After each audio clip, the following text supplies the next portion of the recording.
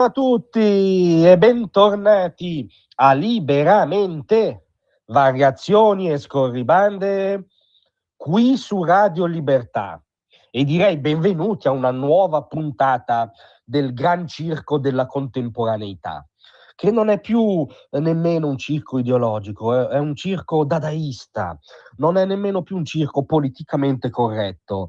Forse l'unica espressione ancora utilizzabile, che rende ancora l'idea, è quel follemente corretto di cui parla Luca Ricolfi, cioè l'ulteriore degenerazione dell'ideologia, della patologia pseudo-intellettuale woke. Questa nuova puntata consiste nel seguente capolavoro: quello per cui al Gay Pride di Roma non è invitata la delegazione dell'unico paese del Medio Oriente dove si può tenere un Gay Pride, che risulta ancora oggi, ancora stamattina mentre vi parlo, lo Stato di Israele, unica democrazia liberale, Stato di diritto, unica porzione di quell'area in cui sono tutelati i diritti individuali fondamentali, non può partecipare al Gay Pride di Roma per decisione dell'associazione Roma Pride, del comitato Roma Pride che lo organizza, che quindi in questo circo follemente corretto finisce fattualmente per assomigliare a qualcosa come la sede distaccata di Hamas. Cos'è successo? Che è stato appunto sventolato il NIET a Keshet Italia, l'associazione delle persone LGBTQ, sapete che non riesco a stare dietro gli aggiornamenti, comunque di religione ebraica, che già l'anno scorso, quando bontà loro la fecero sfilare, venne presa di mira con insulti, sputi, cagnara palesemente antisemita. Quest'anno hanno risolto il problema alla radice, facendo un salto ulteriore però, cioè non potete proprio sfilare nel giorno della celebrazione dell'inclusione, della diversità, del diritto, della tolleranza. Voi omosessuali ebrei non sfilate. Capite che in teoria non suona benissimo a chi abbia orecchiato la storia del Novecento, no? E l'ABC del totalitarismo. A quanto pare al Roma Pride di Roma questa follia suona bene.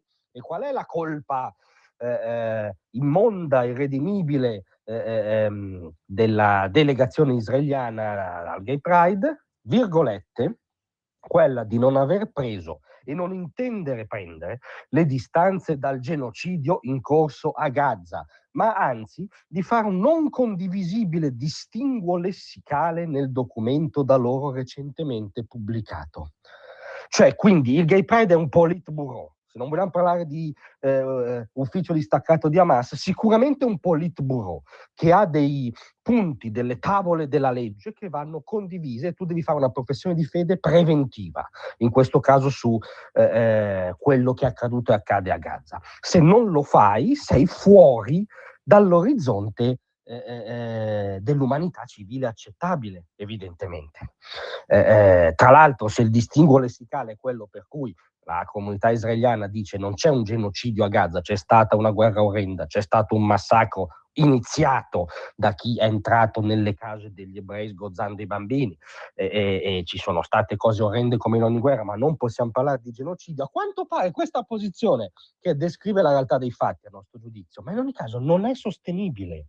Cioè o tu ritratti questa posizione o sei fuori dal gran circo della tolleranza arcobaleno. Continuano loro signori.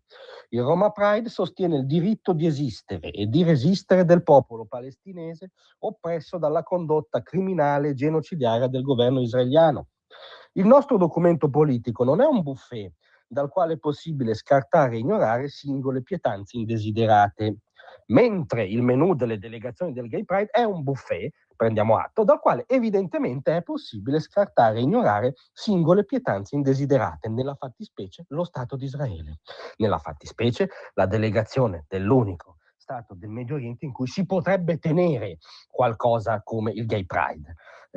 Si può quindi adottare l'ottica discriminatoria ritagliata sugli omosessuali ebrei, perché se il Gay Pride contesta giustamente la suddivisione e magari con una annessa una indifendibile, diciamo, scala gerarchica dell'umanità sui gusti sessuali, le preferenze sessuali, le condotte sessuali. Questa discriminazione invece si può attuare all'interno della comunità omosessuale. Ci sono tutti gli omosessuali e poi un gradino più in basso ci sono gli omosessuali ebrei, perché si permettono di avere una posizione diversa, non meramente copia incollata dal Politburo, sulla guerra in Medio Oriente, su Gaza e forse sullo scontro di civiltà in atto. Dopodiché loro signori lo scontro di civiltà lo potrebbero verificare molto facilmente.